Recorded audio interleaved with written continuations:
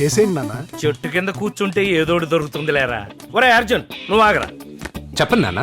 నేను నా జీవితంలో ఎన్నో కేసులు డీల్ చేశాను కానీ నీ కేసు మాత్రం నాకు అర్థం కావట్లేదురా. నీకే కేసు అర్థమైందని?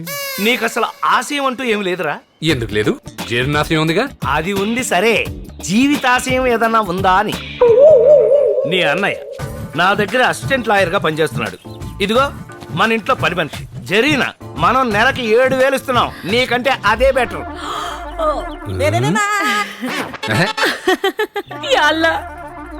ఒరే, ఎలాగోలాగా కాళ్ళు గడ్డాలు పట్టుకుని మా జడ్జి గారిని నీకో బిళ్ళ బంట్రోతో ఉద్యోగం ఇప్పిస్తాను. చెయ్యి. మంచు మనోజ్, మంచు మనోజ్, మంచు మనోజ్. మీరు నా ఫాదరా, చర్చ్ ఫాదరా? వదినా, నువ్వేనా చెప్పు వదినా. మావయ్య గారు, మీ కోర్టు టైం అవుతుంది, బయలుదేరండి. అది కాదమ్మా, నేను మాట్లాడతా మావయ్య గారు, బయలుదేరండి. కదలండి. Thank you, thank you, thank you, thank you వదినా. కాపాడు. హుదు వచ్చి వెళ్ళాక వైజాగ్ ఎంత ప్రశాంతంగా ఉందో, నాన్న ఇంట్లో నుంచి వెళ్ళిపోయాక ఇల్లు కూడా అంతే ప్రశాంతంగా ఉంది. ఏంటి అర్జున్ పెద్దవాళ్ళని పట్టుకుని ఆ మాటలు? ఏ తండ్రైనా కొడుకన్నా పెద్దవాడే. కొంచెం తెలివి ఉంటే బాగుండేది. నాన్న తిట్టే తిట్లకి నాకు తలపోటో జోపోటో కాదు, గుండె పోటో చెప్పుడు. నాన్నగారండి, నాన్నగారండి, నమస్కారండి, క్షమించండి.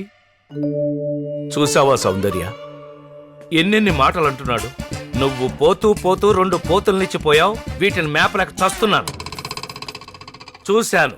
ఆపండి. బ్రే చిన్నాడా, నిన్ను దారిలో పెట్టకుండా ఊరుకోనరా. నేనే నల్ల కోటు ఊరికే వేసుకోలేదు. అవునన్న, రోజు ఉతికే వేసుకుంటున్నావు. హలో, ఏది ఆ ఫుడ్ కోర్ట్ కేసా?